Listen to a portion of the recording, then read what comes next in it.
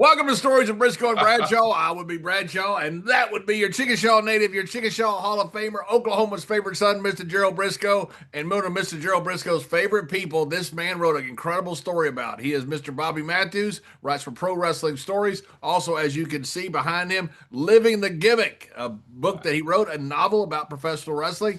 He's a terrific writer, and we want to talk to him about Don Jardine, but about a lot of other stuff as well. Bobby, welcome to the show. Hey, thanks for having me. I'm so excited to be here with two absolute legends in this business. Well, thank you, Bobby. I was thumbing through the internet this weekend, and anything that has Don Jardine or spoiler on it, I'll automatically stop and kind of pay attention to because I traveled the world with him when I was a beginner in the business, and he meant so much to me through working and just being a general friend. And I read your story, and John, I always rib, if it's on the internet, it's got to be true. But you read a lot of these stories about guys, and I was there. That didn't happen. I was there. That didn't happen. You see that all the time. But I was reading your story, and man, that happened. That's pretty damn accurate. That's accurate as hell. And I remember finished the story. I'm thinking myself, but I love Don Jardine. John knows my appreciation of Don, and so I sent him a text. I said, "Man, I got a chance to get Don Jardine, expert on the show. You get him." And so I reached out to the publisher and the people that you work with, and they kindly got my information over to you, and you got back to me. But man, welcome aboard here, man. You're in Alabama. I guess you're a Row Tide fan too. We'll forgive you for that. Oh, hey, absolutely. Have to be a fan of the best program in the country. Listen to that, John. You're going to take that as being a Texas. No, wait a minute. Bear Bryant coached at A&M one time, so we claim him in the great state. Now, was that the Junction Boys, or what was that? That was the Junction. It was, wasn't it? It was the Junction Boys. Yeah. Yeah, we stupidly lost him. A&M brought in Jimbo Fisher and got rid of Bear Bryant, so it's not like they're real bright down there. Hey, y'all have R.C. Slocum too, Texas A&M. And A&M looks really good this year. Ooh, I hope they're for real, man. I hope they're for real. That'd be so cool for them finally be real. Yeah. I'm kind of hoping they're not, but yeah. And I this was weekend, really surprised. Alabama looked. I mean, they got dominated by Florida State that first game. I mean, up front, which doesn't usually happen to Alabama or Georgia or any SEC teams. Yeah. And all of a sudden, they turned it around. I don't know how they turned it around because they were dominating on the line of scrimmage that first game. If you look at it, we still don't have a running game. All of our we are doing about between 59 and 100 yards a game as a group for our running backs. And so we don't have a whole lot of running game right now. I don't know quite how we're keeping this magic going, but I'm also happy about it. Yeah, I don't blame you. We went John and I have a group text with our good buddy Ron Simmons when they were playing Florida State. So we had a good time with Ron that night. We hadn't had such a good time with Ron recently. So we thought Florida State was going to be a national champion after that first game. Yeah. They looked amazing, and they went that way, and Alabama went that way. Yeah. It's nice to see, but I guess we'll have to take the losses and celebrate the wins. I don't think we're going to go past the. I don't know that we'll actually make the playoff because we've got Oklahoma coming up, and Auburn will be tough, and then the SEC title game maybe if we keep winning. So it's just a murderer's row this year. SEC football is like that. That's what's so great living in the South. You get to catch all that football. John lives up there in Maryland where he gets all those big football dynamite powerhouses up there like Acorn State and places like that. You can have this whole place up here. The Terps, come on. You got They try to tell me about all these guys football up here. Please. Go to the SEC. Go to Bend down there. Yeah, you played. You played, and I don't remember, but I know that you played like high school wise for sure in Texas, right? That's high school, college, small college. Went to the local college, then played a little bit of pro. And He's been modest there, Bobby. He's a member of the Abilene Christian Football Hall of Fame, which I'm really proud of him. He got honored a couple of years ago and been inducted into it. And some of the greats, I was like, I didn't, the universe, but some of the running back, John Hoover, a couple of the guys, you guys produced a Yeah, great pros. Wilbur Montgomery was one of the best. They had Oh Wilbur yeah, Montgomery there. They had an All Pro that played with Chicago a couple years ago. But they've had some pretty good athletes that have gone through and played many years in the pros. yeah. They won their I, first I was Division trying to One. needle you a little bit, and it didn't work. My sarcasm didn't come out. I'm sorry. What's that? yeah. What's that? I'm sorry, I didn't hear it. Oh, I said I was trying to needle you a little bit. I knew that you had played college and pro ball. I was trying to be funny, but it didn't work out. Yeah, it wasn't a big college, but it was a good college. I just went back there and did the coin flip, and literally I told him when I walked out there, and I hadn't been back there in a long time. I said, because Abilene's in the middle of nowhere. You got to go to Abilene to get there. You don't go through Abilene. Right. And so I go out there. That's where I was born. And That's a long drive going through Abilene. yes, it is. And I'm about to flip the coin. I said, guys, if we lose this, we're going 2 out of 3. And the referee looked at me like, you can't do that. Did you have to explain to the Texas guy which side was heads and which side was tails? No, I didn't. So anyway, Bobby, let's get back to Don Jardine, the great sporter. Let's go back to you. I know you've done a lot of stuff in our business there, but you were a referee or something. Where did your passion for professional wrestling start? So my passion for pro wrestling started when I was about 4 years old, and my dad took me to see Ken Lucas versus Harley Race. Wow. And when that's your first moment, I mean, that was pretty damn good. You Yeah. know, I got to see that whole card. I got to see a guy on the underneath card named Johnny Eagles, who, if you remember him at all, he was a British wrestler who had come over. He did some stuff in Portland. He worked in Memphis, worked Knoxville, but in the southeast area, like when it was changing from Gulf Coast to southeastern, I got to see all of these guys who were so quick, who were so fiery, and then here comes like a guy like Tony Charles or Johnny Eagles who can put themselves in and out of holds, and they called him the Houdini of wrestling. And as a 5-year-old kid, 4 or 5-year-old kid, I was hooked. Was absolutely hooked on these huge personalities. And always we would go and we would line up for TV about 11 a.m. At WTVY in Dothan, Alabama. They'd do the TV taping and then show it at 5:30, so we could go home and watch the TV taping, or we could just stay in Dothan and go to the matches that night. That was my love affair, and it was every Saturday. And from that point forward, what did you want to be in wrestling? Was that what your goal in life was? I did, but I'm 5'7". It's real and not that athletic. I can take a pretty good bump, but so I wrestled a little bit on a very small outlaw mud show kind of deal, right? I did some refereeing. I have done some announcing and done some play by play. And so I got to do some of that and then realize, I'm old. I can't do that anymore. Um, and it's not, the hot dog and a handshake or the 10 to 15 to $20 payoff. At some point you have to figure out I have to have a job so that I can actually live my life. And so that's where it went back to just being a mark for the business and just really enjoying and loving what you see in the ring and the Where all stories. did you referee? Sir? Where all did you referee? I did Music City Wrestling back in the day. If you're familiar with them, I was on Power Pro a couple of times. And I did just a couple of shots in mid Alabama, and then some smaller areas down in the Gulf Coast of Florida. American Wrestling Federation, which Bob and Scott Armstrong had a stake in, if you're familiar. So, and I wouldn't blame you if you're not.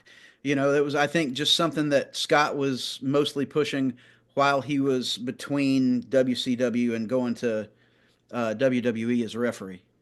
Yeah. And what were the territories that you had available to you at the time? Was it just Fuller's Um, territory from Pensacola?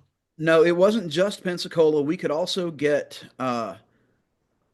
we could also get Georgia, and then we got one of those massive satellites, so that they had back in the '80s, Those and so things were huge. no, they were I had enormous. I had a 12-footer at the end of my house down Yeah, Did you really? there. exactly what you did. Yeah.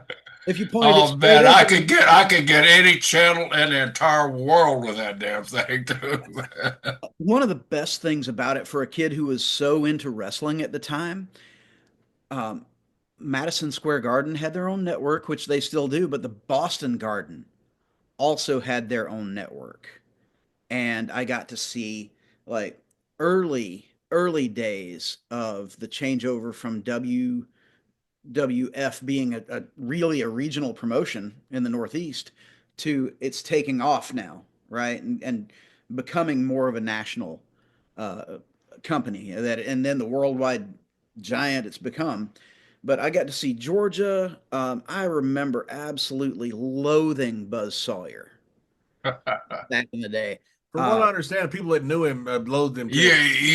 you weren't the only one on the list.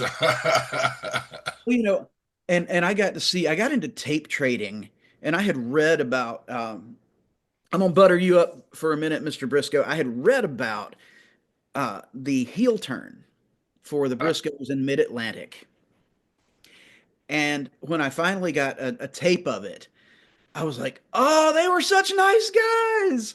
Man, I was so disappointed. I was so mad. And you guys did such killer work. I Thank mean, you. I did not realize, first of all, that your brother had that streak in him, or that you did. It was so good. It was so good. Oh, they're Well, healed. we had two dance partners that were just outstanding, and what two great fours we had with Ricky and Jay, or Young Boat as I like to call them back in those days. So, I'd love to ask you about this because I'm super curious. Um, at that point, were Ricky and it was Jay, right? Yeah, The Jay Youngblood. one Yeah. passed, right? Yeah. So it was Ricky and Jay. At that point, had they been around enough to actually call some of the spots in the match, or did you guys just lead them? We let them because that was their choice, and really back in those days, that was the way business was done. But Ricky and Jay had just come off of a fantastic angle with Don Kernoodle and Sergeant Slaughter. Hmm. And so they were kind of digging around for people to work with. They'd already wrestled the Andersons, they'd wrestled Paul Jones, and any combination of Paul Jones partners or Nelson Roll and all those guys, great partners that Paul had. So we were coming back from Raleigh one night.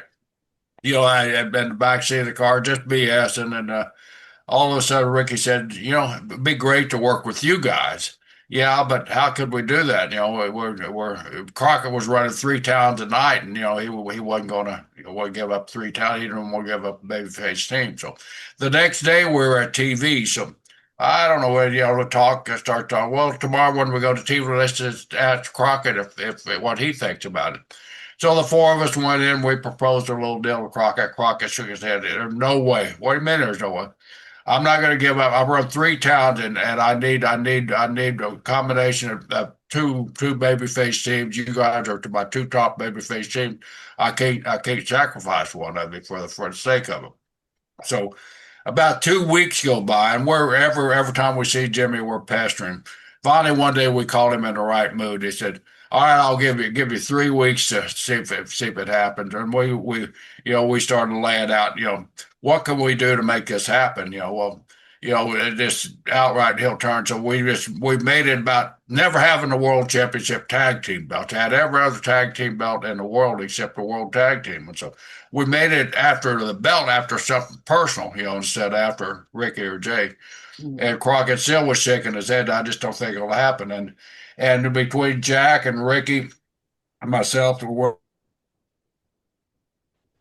way it was laid out. It was laid out so subtle that fans in the beginning really didn't see it coming until Jack laid Ricky out one night. So with bounce off the ropes, and even then we framed it where Youngblood had given Jack a chop, and Jack went up against the ropes. And when he came up, the momentum carried him across. I had Ricky in a figure four, and he got Ricky's legs and hurt Ricky's leg, put him out for a couple of weeks. So, if you look at both sides, it could be it. But finally, Jimmy bought it, and he just let us go with it. And man, did we ever go with it? It was so much fun working with those two guys, and just being a heel for a change, and being my personality. I think really got 100%. it going. Yeah, thank you, John. I mean, that was my question, because you guys had been baby faces your whole career, basically. I mean, I'm sure that at some points going into a territory, you had to work, like I know Jack for sure had to work heel, right? Yeah, it was the title he had to, but you think about it, we worked all over the country with Funks, right? I mean, that was our big deal with the Funks and the Briscoes, all over the world, basically. We would, and I've told John this several times, we would film an angle either in Texas or in Florida, and we'd show it, and depending on the commentary, of course, here in Florida, Gordon would put the Briscoes over in baby faces. Then we go out to Texas, and their announcer would put the Funks over in baby faces. So we kind of had the experience working that borderline heel. Gary, they got to cut you off, but for the same match, right? You can take the Same match. So, Yeah, and just change it a little bit, and one's a heel, one's a baby face, depending on the territory. Yeah, right. And then the commentators, laying their commentary and making this like that, and it's got work. We'd had those experiences working the borderline baby faces, and then we even talked Eddie Graham into letting us work with Mike Graham and Steve Kern as the baby, just kind of experimenting out after our success in Texas with the fonts. And I tell you, it was getting over so well that Eddie just pulled a stop to it about 2 months into it. He said, "No, hey, I can't have you guys turning full scale heels, and you guys are doing it right in front of me, and I can't do it." So he killed that program right away. So when we went up there, we'd work borderline heel, but never asked to carry the territory as a heel. And that was so much fun. Well, the interesting thing for me when we're talking about Don Jardine, I saw him, and you knew him for years before this, clearly, but I saw him early on for me in Georgia, and holy cow, he was one of the. There were a couple of guys. I always thought Joe LeDuc was really intimidating Yeah. because of how crazy he would act, right? Yeah. But the It wasn't an act, Bobby. Joe was absolutely crazy. Oh, and he was a baby face down in Florida while y'all were there. Big time baby face, yeah. Oh my gosh. But Don Jardine, the mask, first of all, the mask looked unique. I don't know if that was him or Gary Hart who had put it together, but the mask looked so sharp. He was in great shape, and he just loomed. You know what I mean? Especially, Yeah, he was one of those big guys that kind of floated in the ring. I mean, it was so effortless, it looked like, for Don. So let me ask you a question though about Don Jardine. Reading about him, he didn't have much success though until Gary Hart found him and brought him in, put him under the hood, right? Mm-hmm. That was so strange, Bobby. I was reading your article, which everybody should read it. And tell everybody where they can find it. You can find it at Pro Wrestling Stories. We do articles about the history of professional wrestling, from personalities, from profiles like the one we're talking about with Don Jardine, to deep dives into territories like the Ghost Story territory piece that I did. And listen, if you're tight with Michael Hayes, you should send him that, because I said actually nice things about him. And I know, wow, you're one of the few. I was about to say, I know nobody ever says anything nice about PI. We say nice things about it. We just always put a caveat on it. Yeah, that's Michael. But there's always a but. I get that, but so here's the thing: he turned pro at 15. Right. He turned pro as a 15-year-old, and then worked for about 12 years with very little success. Guys were using him underneath because they would put over somebody else over this massive guy who they hadn't figured into the territory, right? And so he's going places 6 months, every 6 months, which is, in the territory days, that's not. Life of a journeyman. Life of a journeyman. Every 6 months in a territory, you're going to be moving. And Gary Hart, who just to me had one of the most underrated minds for the business, Ooh. because he was not that manager who was going to get out there and give you a Jim Cornette moment or a Bobby Heenan moment, right? But his stuff was unique because he worked as a real manager in a lot of ways, like really crafting personality for his stable of You're guys. right. Uniform, personality, character driven, everything. Gary did the whole package with his guys. He was brilliant, and Don, was not a slouch himself. He understood. Um, when this is something that I went back and I saw. There is an old Georgia, I want to say Georgia tape, where it's Don Jardine versus Tony Charles, and you can see that not only does Don get what he's doing because he is standing there letting everyone see his presence, his full, like his full height, the muscles, the massive chest, whole deal. And Tony, who was 5'5" on a good day, Yeah. right? Has not only seen this, but he's also like spread his feet apart to be even shorter, to be even like he knew he was there to carpenter for the spoiler. Masterminds there. Oh my gosh, such smart stuff. And like it's something that if you have never been around the business in any way, you don't see.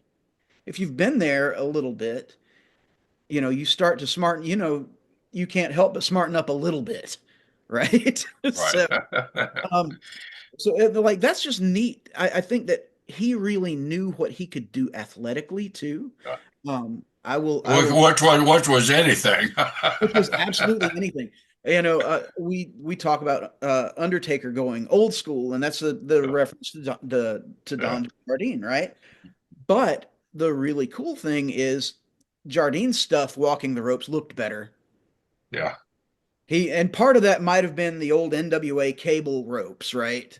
Part of that might have been he might have had a little bit better balance, but when he leaped off that rope, he got high to come off with that chop across the shoulder, Yeah. right? And he could throw drop kicks. He could do flying cross bodies. I mean, this is a guy who could do all sorts of stuff to bring him in. At 6'7", 300 and plus pounds, he could do anything. So Bobby, get time, kind of take us back to the beginning of Don, where he was broke in, who broke him in, and the mindset, and the struggles that he went through until he hooked up with Gary Hart. So basically, he had. Hold on, I got my notes down here. I have gotten never seen. I have never seen who broke him in exactly, but he broke in Canada, and you know where he was from in Canada. So No, you, no, I don't. Where was he from? he was. Hold on one second. And guys, I apologize. My phone has just died on me here. Give me 1 second, and I will pull my notes back up. Sorry about that. So he's born in 1940, turns pro 1955, right? Um, and So he was one of those 15-year-olds too that yeah, started. Wow. like Terry Gordy, right? Yeah, yeah. So, he turns pro in the Maple Leaf Gardens. So that's At that young age. at that young an age, yeah. Wow. So he was around Toronto. Yeah. So he's around Toronto. Um, so he's in Maple Leaf Gardens. He was trained by a guy named Whipper Billy Watson, Whipper Billy, yeah. who you guys will recognize, but a lot of folks now won't know who that is. Former NWA World Heavyweight Champion, and a great wrestler. One of the greatest draws in history, Yeah. in Canadian history, but in wrestling history. Yeah. And talk about another guy who could do all sorts of stuff, who could do, just amazing work for that time period. So his success came, um, like, here's the thing. He goes all over the place. He does get he goes back to Toronto in 1964 and does get a shot at Luthez, which, that was his biggest success.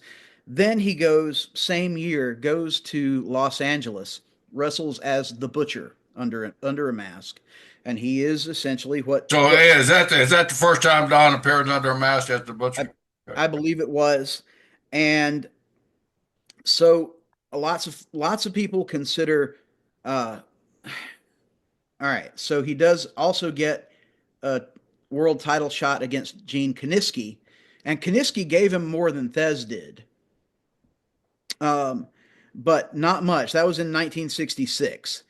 So he goes to Texas after that, ends up being repackaged, and some folks say that it was Fritz who repackaged them, but repackaged him.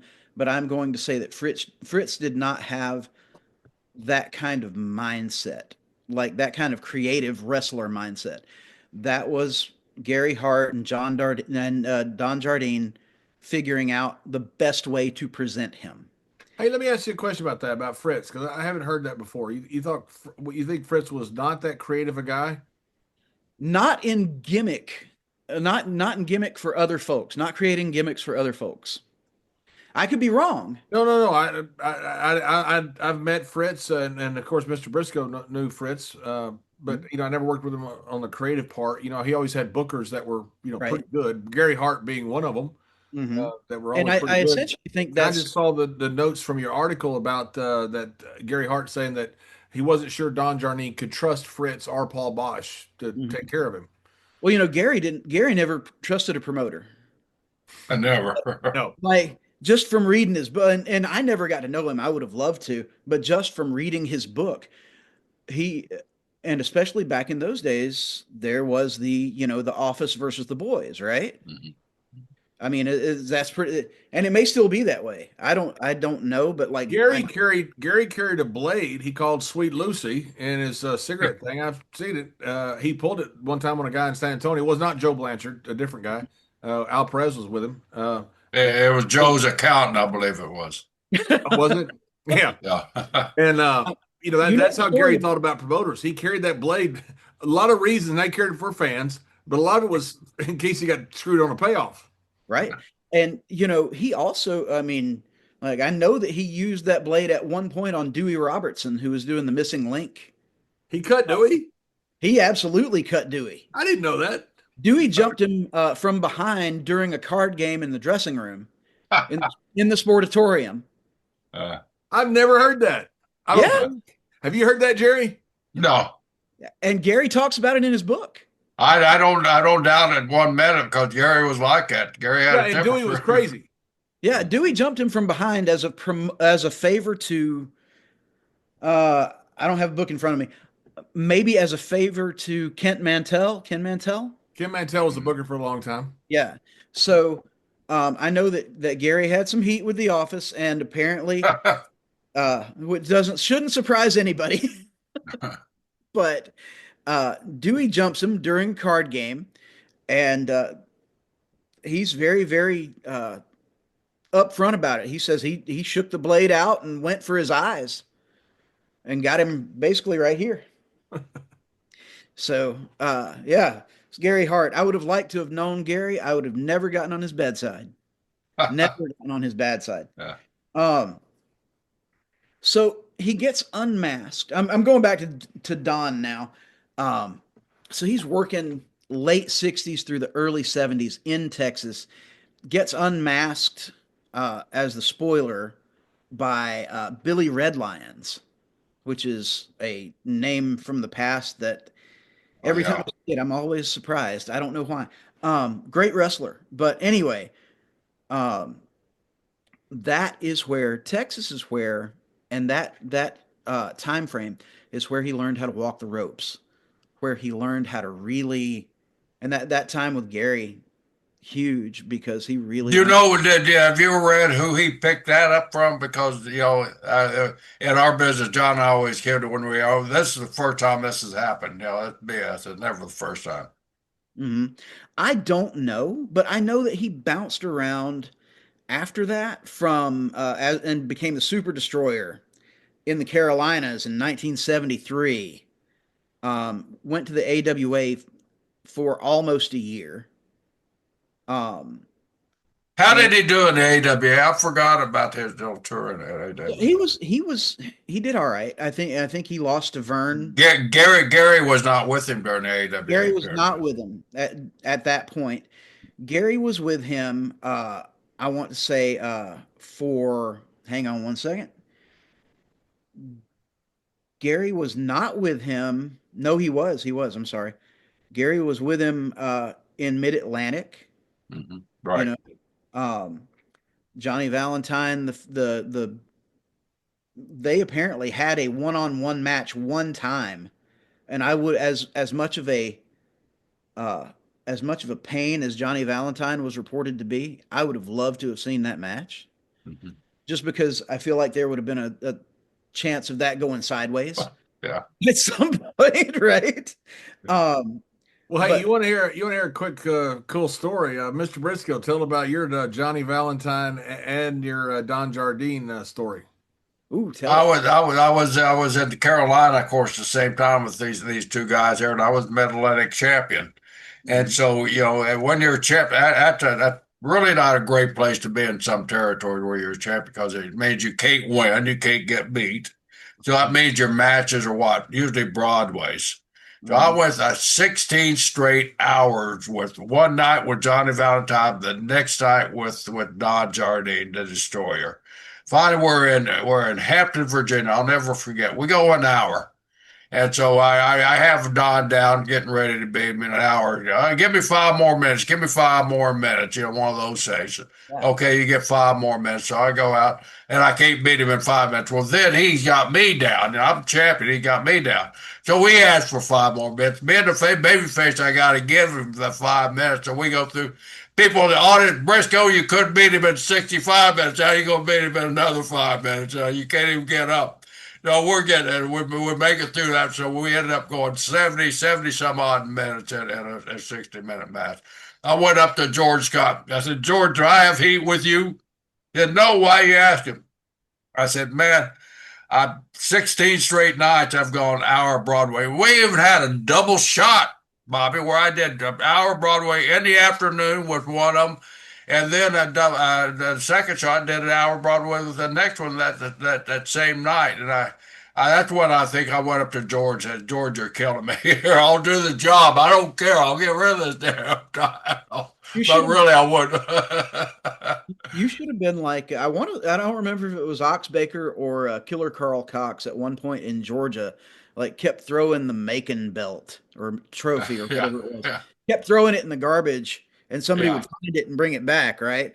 And yeah. his reply was they don't understand. I don't want to be the champion here. Yeah, yeah, He didn't want to have yeah. that. Because you couldn't get beaten, you couldn't win. So champion, that was a lousy position to be in most of the time. Yeah, but Well, were you at that point in the 70s, were you figured in with the office, or were you and Jack looking to buy in Florida or oh, Georgia? I just got in Florida, and I had a couple of small ports in Florida, and I was getting ready to buy into.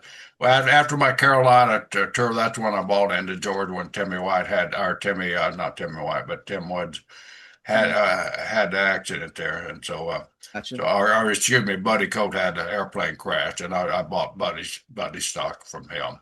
After, but no, I wasn't figured in at that time. It was shortly after that. But shortly after that, I left Mid Atlantic and went to Georgia. So at that point, and here this is just from my notes, but like Wikipedia actually credits the spoiler and Valentine for saving the territory after the plane wreck that nearly killed John. Valentine and Flair, yeah. Oh, that Yeah, group. yeah, I was gone there, and uh, I was in Florida at that when the airplane crash happened down there.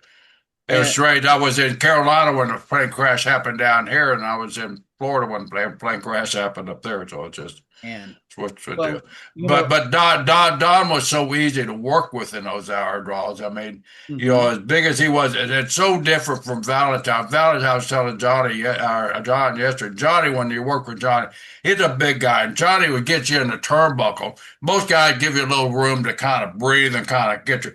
Johnny in there, Johnny had that shoulder right there in your shoulder plexus where you couldn't take a deep breath because that shoulder was buried in you. And then he'd lay those uppercuts in, so you couldn't lower your head.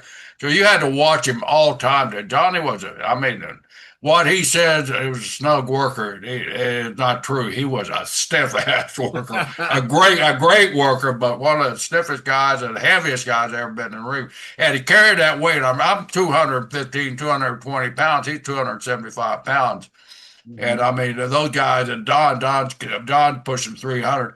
And I told Johnny, those guys laid on you every night too. So not only are you working your match, you're trying to get your body in a position where you could breathe properly. Whereas Right. those two guys, they just smothered you in the ring. And it's interesting to me because in that time, so many guys in that era worked so light, Mhm. worked like now. Uh, who was I? I was listening to somebody talk about working Midnight Express, the original, Bobby Eaton and Dennis Condrey, and that if they didn't have their eyes on Bobby or Dennis while they were like working an arm or whatever, they couldn't tell they actually had a hold of their arm. Oh. I would have hated that. Honestly, I would have hated it. I loved that. And the funny thing about it, Bobby, when those two guys come to the territory, there were a lot of loose workers in the territory. But Mhm. your our business, everybody's copycat. So you get these two big guys, and they're working snug, and Mhm. all of a sudden the entire territory starts working that style because they're top guys. You want to be able to work with those guys.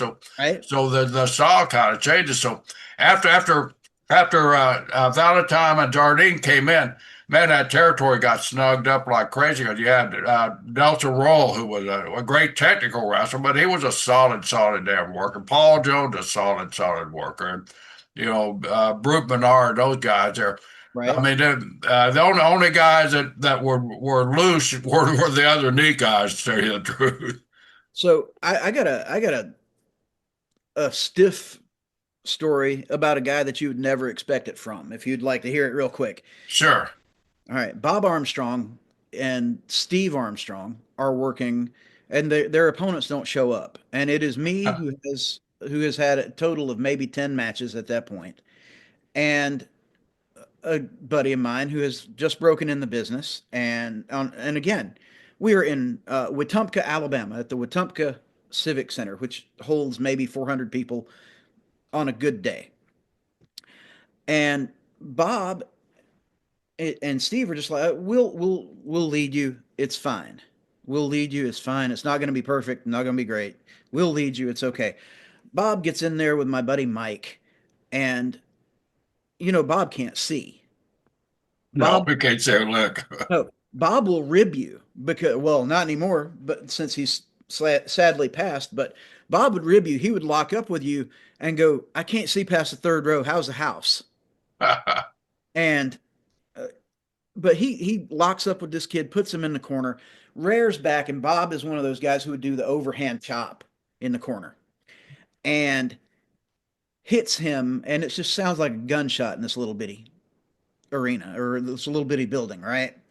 Sounds like a gunshot, and my boy Mike, who had never been popped for real in a wrestling ring before, had just had like 3 months of training and thought everything's easy, blah blah blah. He wasn't ready, but Bob hits him, and the kid goes, nope. And he starts to get out of the ring.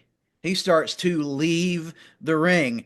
Bob grabbed him by the back of his trunks, pulled him back in. He says, I like how you sold that. And he hit him 5 or 6 more times.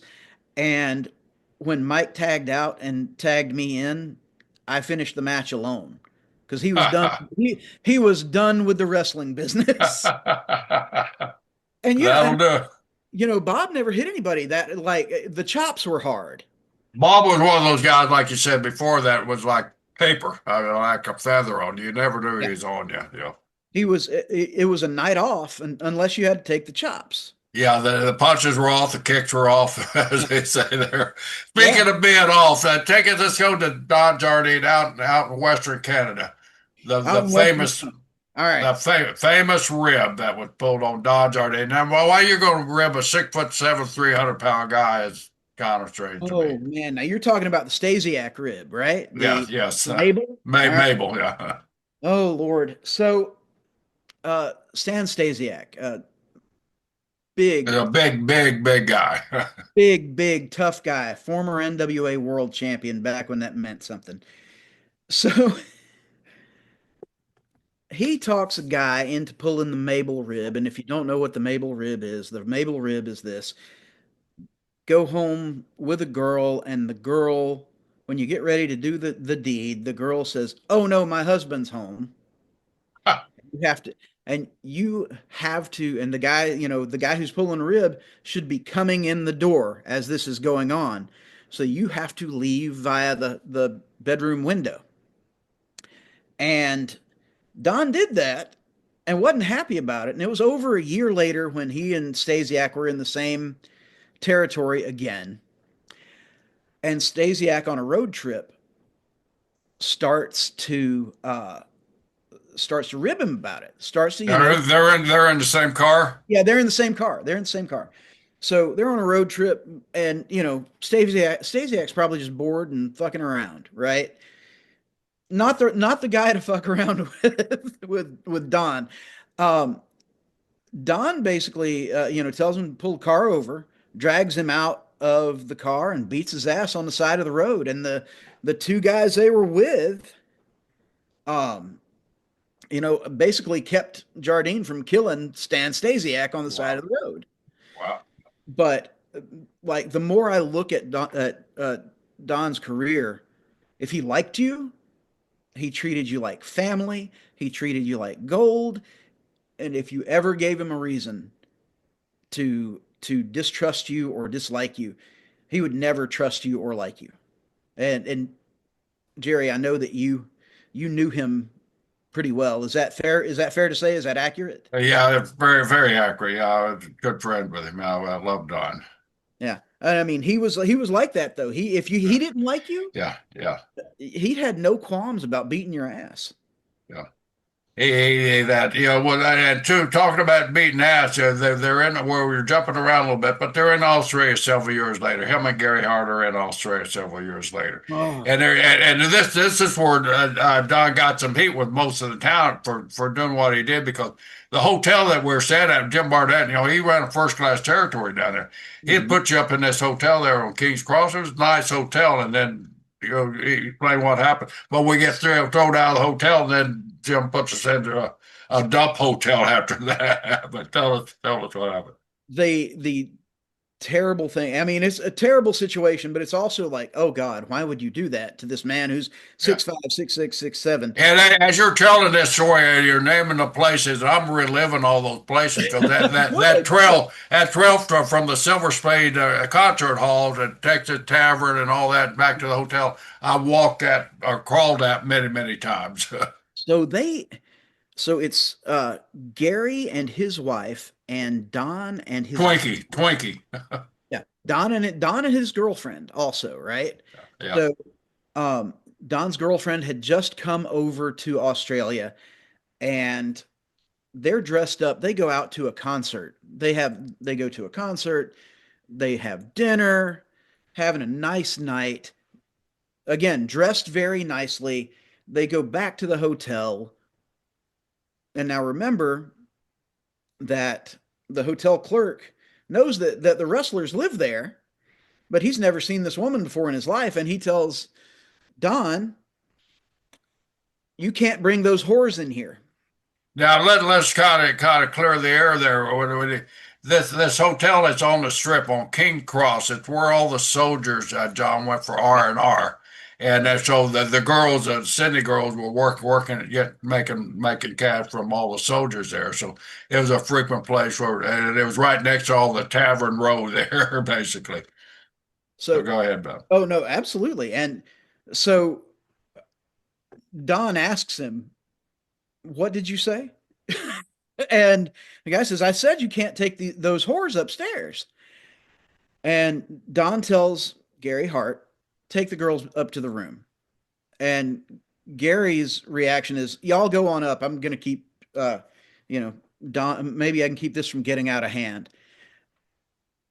Don goes behind the counter, beats the shit out of this guy, throws him through a plate glass window, walks from what I understand, he does not walk through the window himself. He goes around and goes through the door like a civilized person. Like the APA door, you got to go through the door. right. You go through the door like a civilized person. So he goes out and follows the guy to a fountain. The guy's not able to get up onto his feet or anything. Don kicks the shit out of him at the fountain and then puts his head against the brickwork. He's gonna and he's got the massive cowboy boots on. He's gonna do the curb stomp like it should be done. That's gonna be a that's gonna be a felony charge. That's gonna be a murder, right? Yeah. Gary Hart gets to them just in time to grab the guy by the foot, pulls him away from the curb, and accidentally spread eagles the guy. And Don looks at Gary and goes, that's a good idea, and kicks him in the balls with these pointed cowboy boots, hard as he can. And finally, leaves the guy just crumpled up like old tissue. And Gary gets him out of there. And because nobody, at that point, I think they took because Gary was the guy they could ID, if I have this right. Gary's the guy they could ID. They took his passport for several days, like 4 or 5 days, and kept continuing to question him about the incident until they find he never says what the upshot is, but Don never got arrested, never faced any charges or anything. But it was about time for them to leave. But he had to leave the territory right away. He had to go. So, yeah. But Gary stayed behind for several days. And we and the wrestlers all got kicked out of that hotel and moved down to a dump hotel. Were you there when it happened, Jerry? No, I came in 3 weeks later, but I knew that Gary was still there. So we'd walk by the hotel because the Texas Tavern was like 3 or 4 doors down from the hotel. And that was where everybody frequented was the tavern there and drank their beer. And so every time we'd walk by it, we would hear the story in detail. And Bobby, that's the reason I he got the story down, just basically how it happened. And a lot of people didn't know about that story. We found it in Gary's book. And listen, Gary Hart's book, My Life in Wrestling, is one of the most straightforward takes about wrestling. I mean, and you both know, it's in some ways it has been a pirate business, right? I mean, it is every man is trying to get what they can for themselves. And there are a lot of guys who will, do other wrestlers dirty, or they will, hey, that's an angle that I thought of for me and this guy I'm working, and you just went and pitched it to the promoter. We're going to have a problem. We're going to have an issue. Let's get, and I mean, just from small stuff like that to guys like Bob Sweetan or Buck Zumhoff who were fucking their daughters, like it was a pirate ship in a lot of ways back in the territories. There was just no regulation over anything, Well, there wasn't regulation in anything at all, though. Nothing. Not just wrestling. Yeah. Oh, absolutely. There recently, about a year or so ago, a guy wanted to get into wrestling, and his dad didn't want him to because he said, "Man, look at all the drugs and all the stuff." And the guy played some pro football, and I said, "Listen, look at North Dallas 40. Mm-hmm. Watch that show, and also watch The Wrestler. Those are about territory days that actually happened." And I said, North Dallas 40 actually happened. There were drugs everywhere in the NFL. They've been cleaned up. It doesn't even look the same. And I said, wrestling doesn't even look the same from what it was. But it wasn't just wrestling. I mean, it was sports. It was rock and roll. It was everything. I mean, drugs were everywhere. I mean, it was a different world. It absolutely was. And I say that, I look back on my 54-ish years. I'll be 55 in April. and the business has changed, and it's a good thing. I feel like, and I could be wrong about this, but I feel like there's more self-policing these days. Like guys are policing themselves a little bit better, and word gets out about some guys who are not. Or you got guys in the locker room like Undertaker and John Layfield Yeah, and the exactly. Charles Wright and Ron Simmons Oh yeah, that do that policing in the locker rooms too. yeah. And I mean, It's totally necessary, and it was necessary back in those days. And Don was one of those guys too. You walk into a locker room with Don Jardine, there's not going to be a lot of cut up. There's not going to be a lot of backslapping. There's going to be business taken care of. mhm. Because Don just brought that attitude to the dressing room, along with Gary Hart. Gary had a lot to it, but Australia was a place where Gary and Don really started clicking together. I think it was, and from there they started their tour of the United States, and man did they tear it up. And so and a thing that Don Jardine don't get recognized a lot for, but just little bits and pieces here, is the Undertaker's strategy and the Undertaker's look and his demeanor in the ring.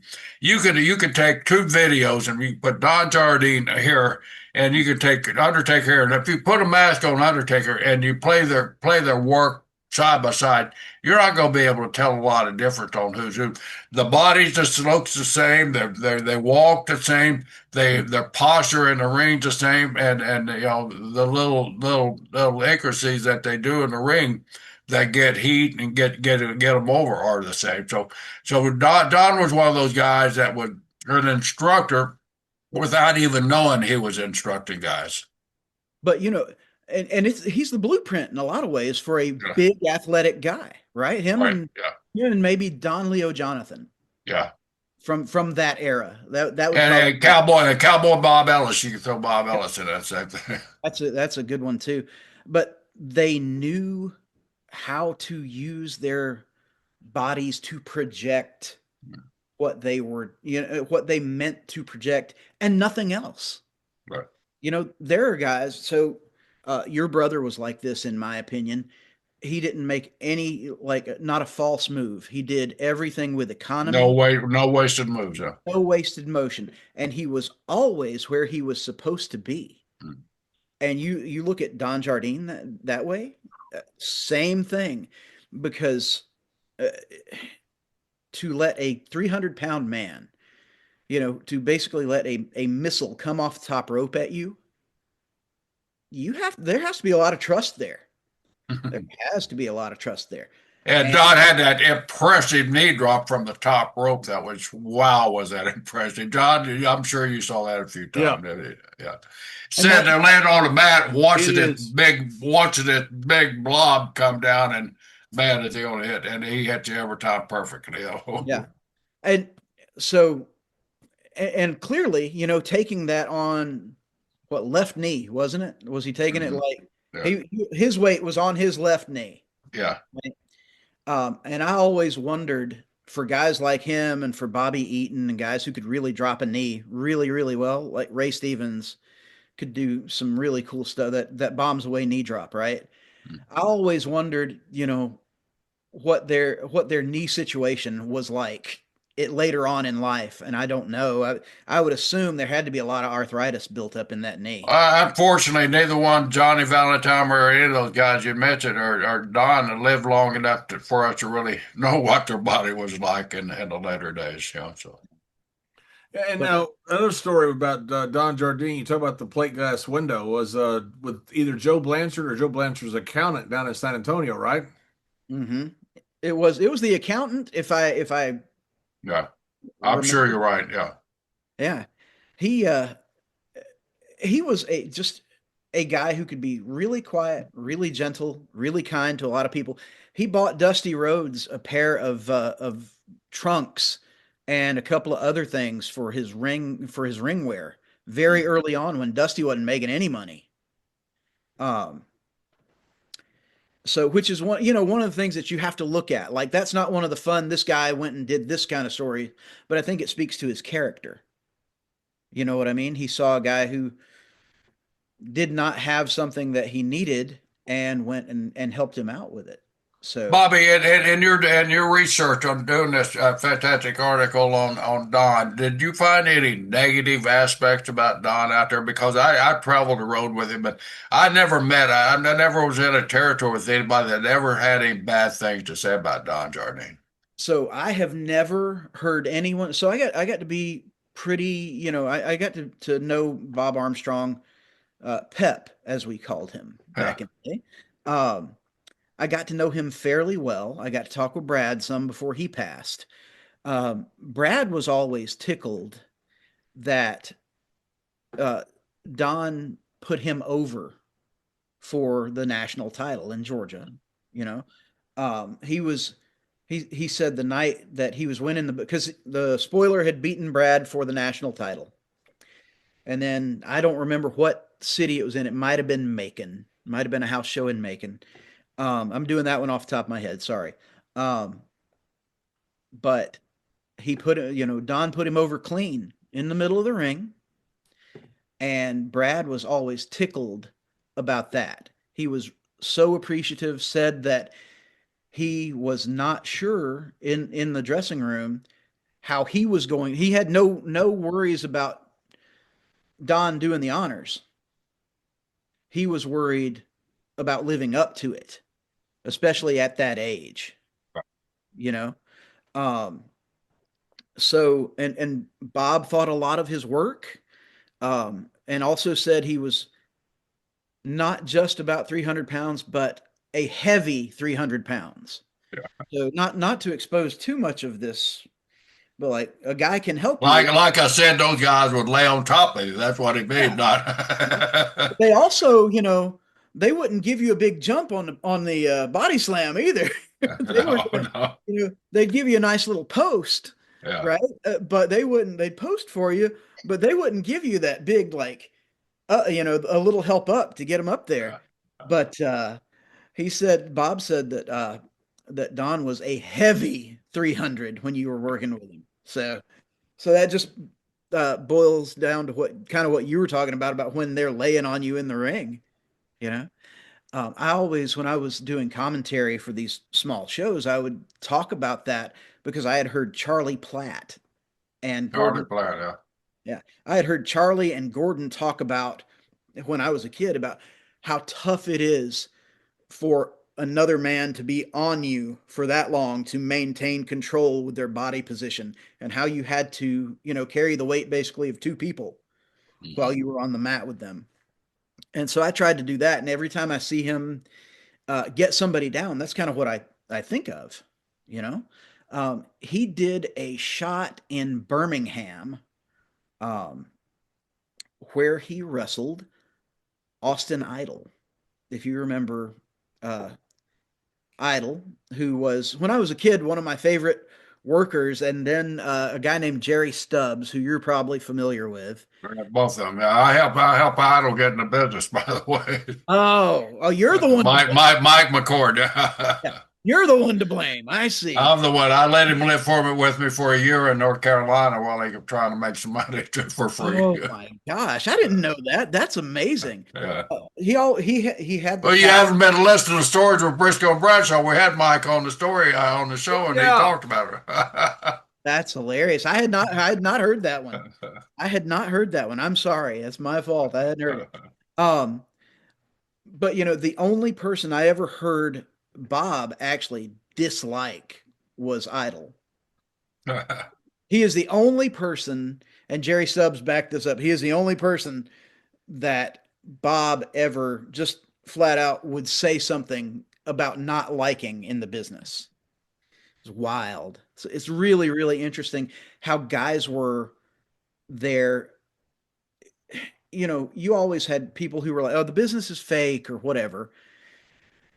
And guys were really protective of that. There was Oh no, yeah. there was no post kayfabe where, you have to be able to recognize the guys as legitimate athletes while saying, sure, the outcome is predetermined. But Jardine, guys like Bob, uh, folks like you, folks like your brother, you had to protect that kayfabe.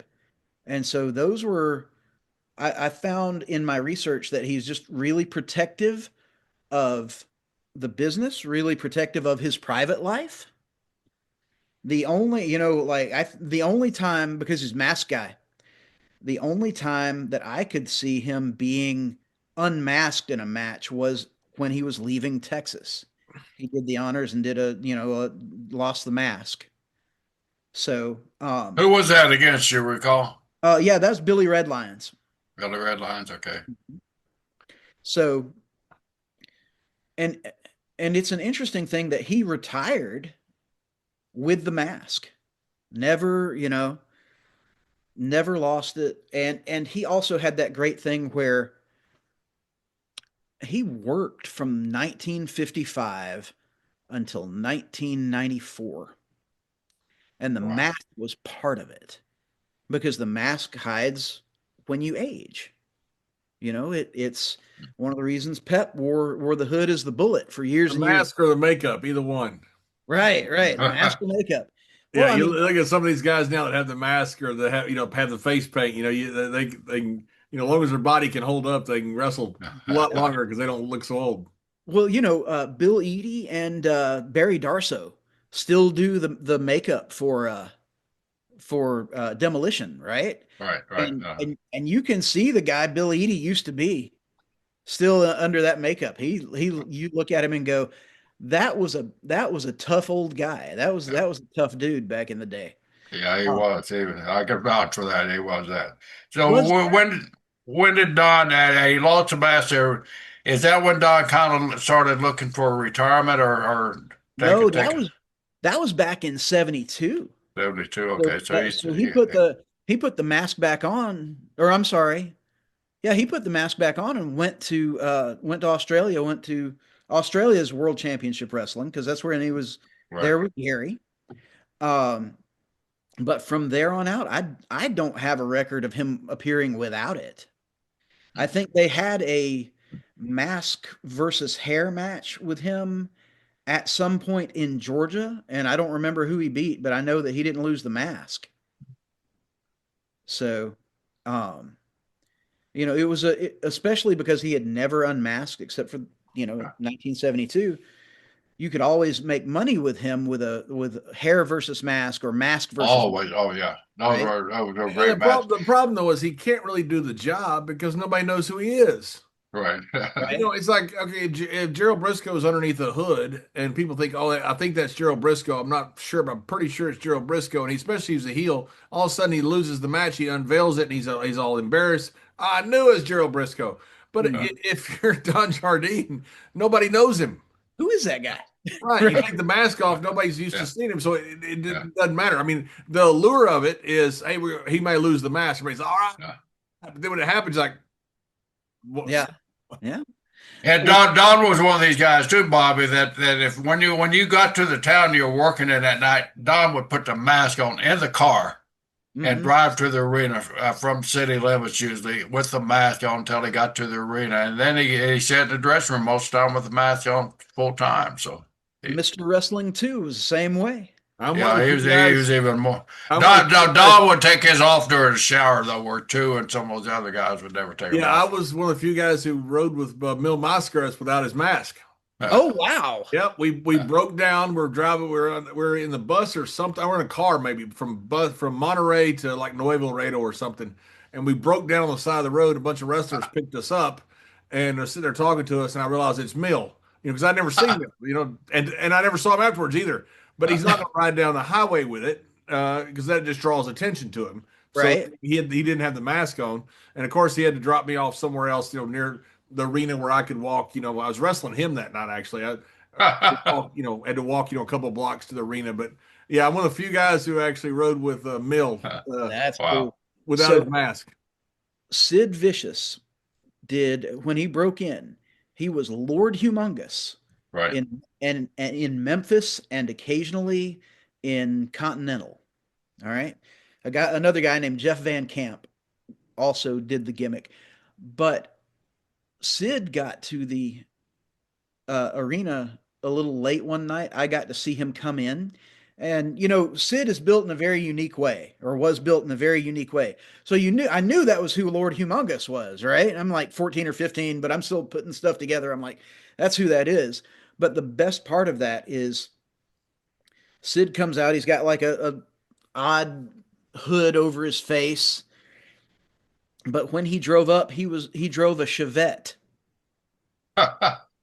Exactly, he was wearing that car. Yeah, yeah, yeah. Wearing that car. How did you get in and out of that car? All right. And, well, that was my first smartening up to, maybe guys on the independent scene here maybe don't make quite as much money as I think that they might.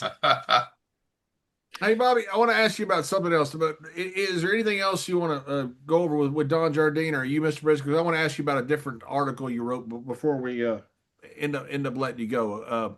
Was there anything else you guys had about Don Jardine that you wanted to go over? I didn't want to cut it off, but I wanted to ask a different question.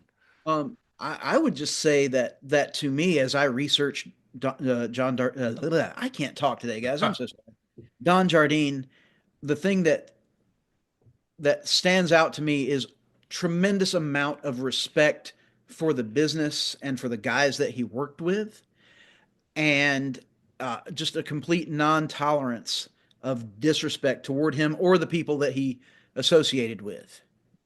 So if you were his friend, if you were on his side, he was an incredibly loyal person. And he threw two guys through windows. The And threw a accountant couple of in guys through. San Antonio over a payoff, and the guy who called his girlfriend a bad name in Yeah. Hey, Australia. exactly. Hey, I find it before we switch to the last question I have on Don there. Take us through his last days there, Bobby. Kind of what happened with Don and how did he filter out of the business and what was his afterlife like from the business? So one of the interesting things here is um, he is he became so he goes to New York at some point working against Chief Jay Strongbow, right? But essentially ends up back in Texas after that, becomes kind of a mentor to some guy named Mark Calloway. Never heard of him. I don't know what he ever became in the business. Yeah, Um, he'll but never make it.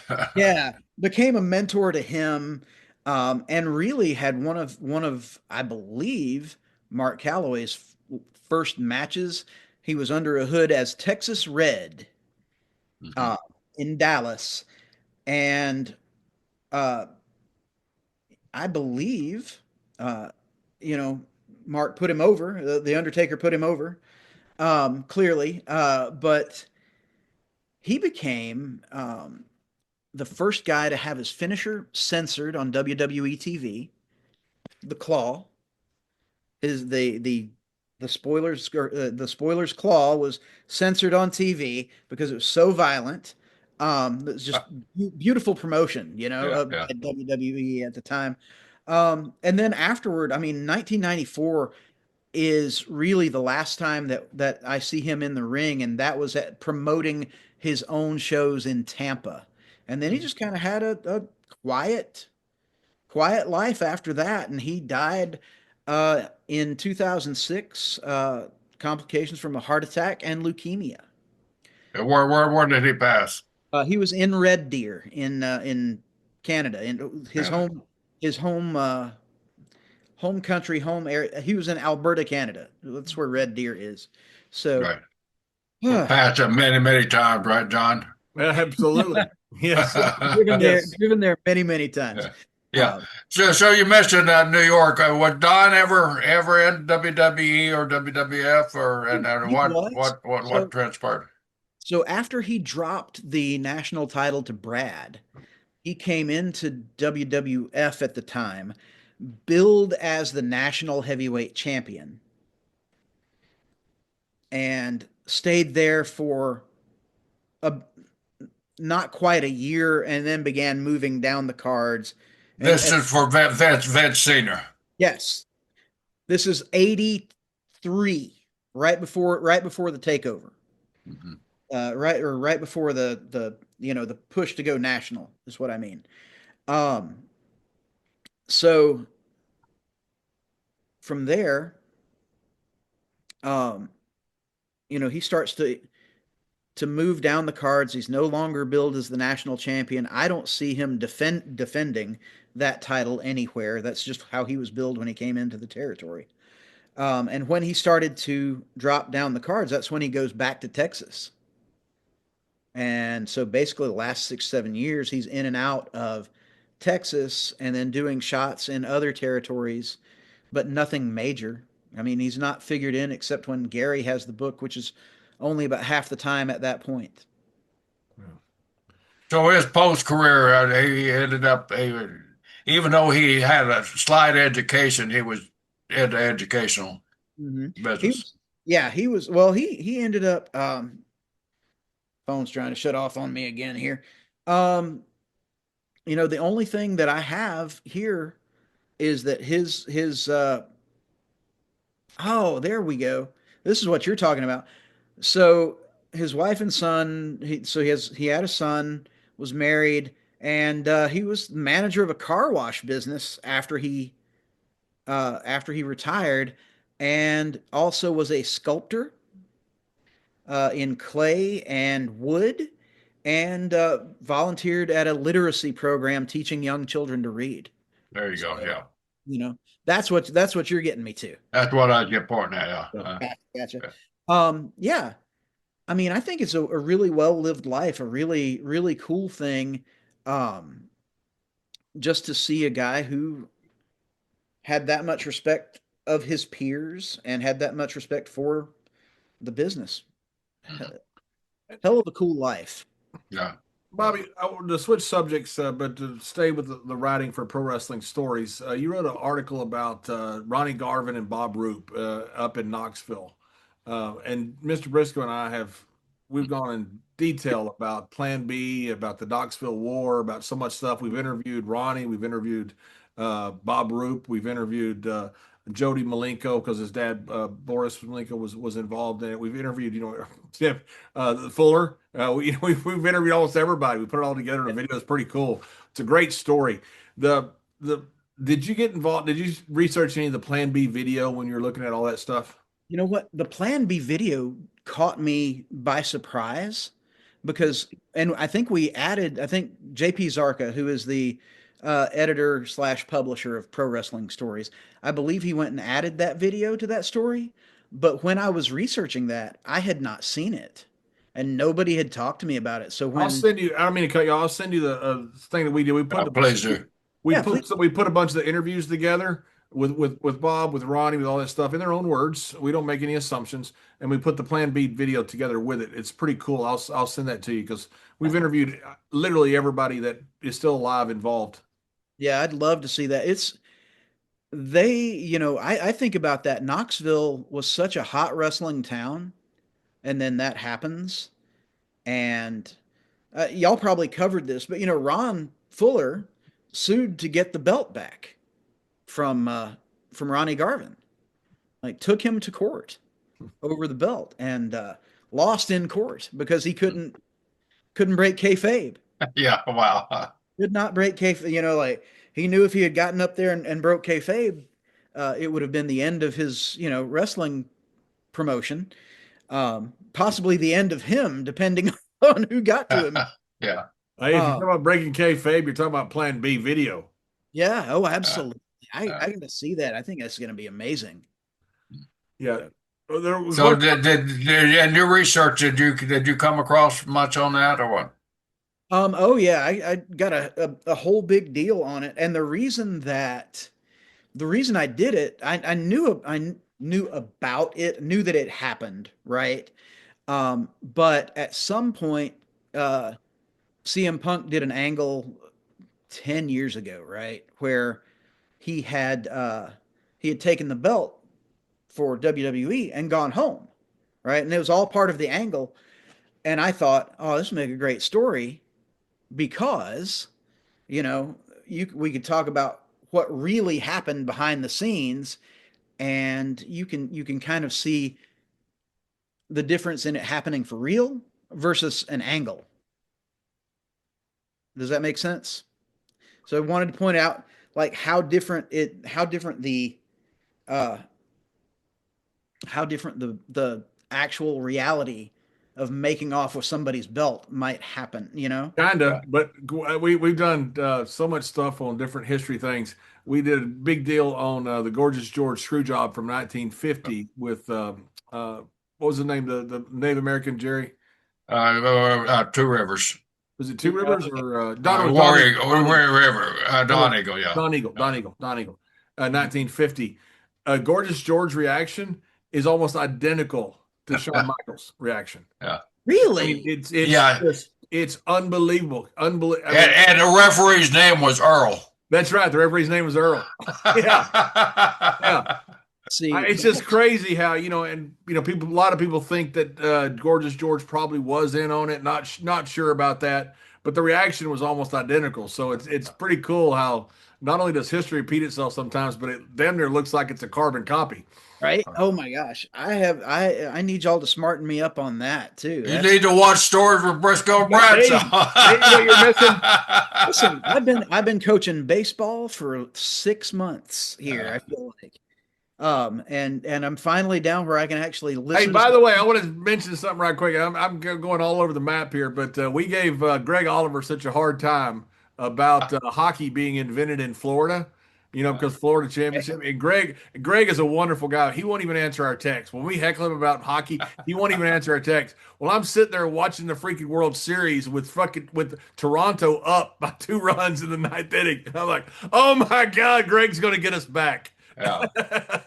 Like That's if we amazing. lose the World Championship to Toronto after we've heckled Greg forever about hockey, he's going to kill us. Yeah. So, but cooler heads prevailed. Cooler heads prevail. Thank God there's justice in the universe. listen, Freddie Freeman is my favorite player. I'm still mad the Braves let him get away. Oh, I love Freddie Freeman. John and I both love Freddie Freeman. Oh, he's He's fantastic. my favorite current player, and my older son who plays baseball, and his team just won their league championship. We're watching the World Series, and he goes, "Why is Freddie Freeman your favorite player?" And I told him because of the 95 Braves all retired. Brave, yeah. You know? So, I watched it when the Dodgers played here against the Washington Nats. A buddy of mine got me tickets, and I was sitting there. Freddie Freeman hit a routine pop up in the middle of a game in like August or something like that. The game didn't matter. The Nats are terrible. The Dodgers the best team in baseball. He sprints from home. He was at third base by the time the ball was almost caught. He's sprinting. I mean, he hit the ball a freaking mile high. Maybe not third base, maybe second base, but he hit the ball a mile high. He's one of the best players in baseball, and he was sprinting. I'm sitting there watching. I mean, TV doesn't show that. I'm like, you got to be kidding me! What a freaking ball player! you cannot control your talent. You can control your effort. Yeah, You know what I I was mean? just I was blown away by him. Good. I mean, some of those guys. I mean, it just you don't see that on television. You don't see Oh, effort you like see that. them walk about 10 feet and then go back to the dugout. That's you know? right. And this was in the middle of nowhere. I mean, it was a game that was meaningless in the middle of the season, and a routine pop up that was meaningless to the game, and he's sprinting the freaking thing out. I'm like, that is a ball player. Yeah. All right. Bobby, let's jump over to what's behind your shoulder there. Yeah. Passion there. Tell us a little bit what started on living a character. What kind of sprung that up and tell us a little bit about it. So, living the gimmick is my love letter to territory wrestling. All right. Okay. Because it's what I grew up on. It's probably what I know best. It is my favorite time in the business because it was so nuts, right? Imagine, if you will, the most famous professional wrestler in the world, uh, who might look a lot like say a mix between Ric Flair and Ray Stevens. All right, is gunned down in front of a bar owned by his best friend in Birmingham, Alabama. And his best friend is a retired professional wrestler who then goes to investigate his friend's death because he thinks no one else cares about it, because his friend has grown so old and isolated in the business where no one really cares about him. He's been being used to mule some stuff. He has a bunch of allegations against him, and the main character his name is Alex Donovan. He goes through and finds the murderer. And what it is, it's set in the present. However, every other chapter is a flashback to either the 1980s or early 1990s wrestling scene, where I take some wrestling stories that you guys would probably recognize, and I work them around. I make them something new, right? But what I try to do is show you the mystery in the present and reveal the mystery in the past, reveal the answers in the past. And so it is essentially, it's a what they call a fair play mystery. I want you to be able to read it and have a chance at telling me the who the murderer is. I want you to be able to solve it yourself, right? If you're a reasonably smart human being, you probably end up 3/4 or 80% of the way through going, I bet that's who it is. And hopefully, when I actually reveal who it is, you're surprised and or pleased and satisfied. Um, this book is dedicated to my dad, who passed away in 2024. And it was my first traditionally published novel. I got to put it in his hands. It is, that was one of the most important moments of my life, to be able to do that for my dad, right? And for him to, and it sold a bunch of copies, and it's really well regarded. Got some great reviews. The best review I ever got was my dad looking at me and saying, I've paid for books that were worse than that. That's good. So, And um, work at Amazon and the usual you can places. find it Amazon, Barnes and Noble, anywhere books are sold. Um, you can also get it at the publisher's website, which is shotgunhoney.com. They are a small publisher. They do great work. And I also have two other books published through them. One is called Magic City Blues. It is another murder mystery set here in Birmingham. And then I have a short story collection called Negative Tilt, which won a couple of awards. No big deal. So, uh, Congratulations.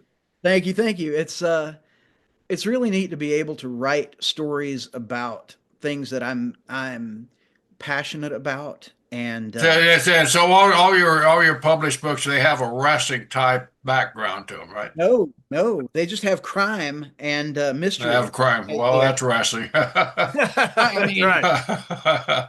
listen, Okay, speaking of mystery, for all you young people so watching this thing, the thing over Bobby's shoulder is what now? It's got little keys on it. No, No, down no, no. the, Lower the, that. the shelf, oh, lower that. below it, Is what? What is that thing? that is a. I have a small typewriter collection. Do you? That is, uh, that is a Smith Corona Sterling Smith Corona. All 19 right. 1962 version. Wow. Wow. I also have I had one of those when I was in college. Oh, remember he had to use the whiteout on it? Yeah. oh All yeah, right. I went through a lot of whiteout through my Oh, my days. Oh, it it was would brutal. drive you nuts. It would absolutely drive you crazy. But those things, so writer's block is real. Like, what you're trying to do is trying to find your way into the story, right? Trying to find your best way into the story, and sometimes it just freezes you. So when that happens for me, I put the laptop down, I grab one of my typewriters, and I roll a piece of paper in and beat the shit on the keys until my brain unlocks. There is something magical about it for me.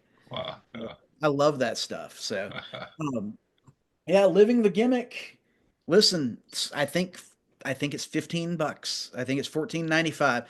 Jerry, I will make So sure. you can live your gimmick for $15 is what we That's just said. exactly right. Listen, send me money so that my little brother can have the operation and There run you go. like the other children. No, it really was a culmination of my dad and I shared wrestling. As you grow older, you break with your parents, right? You you become a teenager and you're not interested in hanging around with the family, or you're not interested in doing other things, or you're just, sometimes an asshole. And as so for me, wrestling was what I had with my dad. We could disagree on everything else during the week, right? We could disagree on everything. And then 5:30, 11 a.m. TV taping, and then we sit down to watch it at 5:30. And we always had that. And it was, it's a precious time, especially now as an adult, you know? Yeah. Well, Bobby, thank you very much for joining us. I appreciate it. Mr. Briscoe told me that you're going to have this story on Don Jardine. I really enjoyed it. Pro wrestling stories where you can pick it up, and but it's so much fun to talk to you. Thank you. Hey, thank you guys for having me. I really appreciate it. JBL, I have to say, from my buddy Sean Burnett, he says he hated you as a baby face and hated you as a heel. So good job. Yeah, good job. Yeah. Well, good. I hate him, and I don't know him. Yeah. Good job from him. Listen, That's right. I threw that on there. I threw that on there because, I mean, when they hate you when you're a heel, you're doing good work, right? Or when they hit you as a babyface, you're doing good work too. Well, I mean, I got nothing on that. I just told Sean that I would say that to you, and he bet me that I wouldn't. So, Well, John will probably cut it out. Oh yeah, I'll cut it out. Yeah, that's why it's being edited. Hey, thank y'all again so much. I really Thank you, Bobby.